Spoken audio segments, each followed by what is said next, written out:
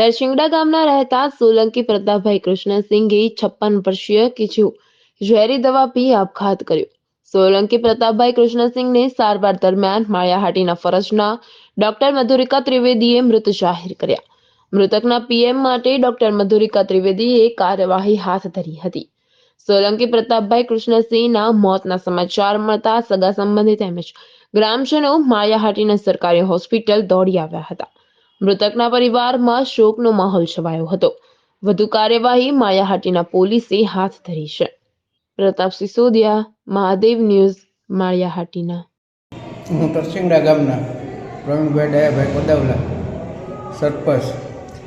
આજરોજ અમારા ગામમાં પ્રતાપસિંહ કૃષ્ણસિંહ સોલંકી નામના એક વ્યક્તિએ અગમ્ય કારણોસર પોતે ટીકડા ખાઈને આત્મહત્યા કરી છે।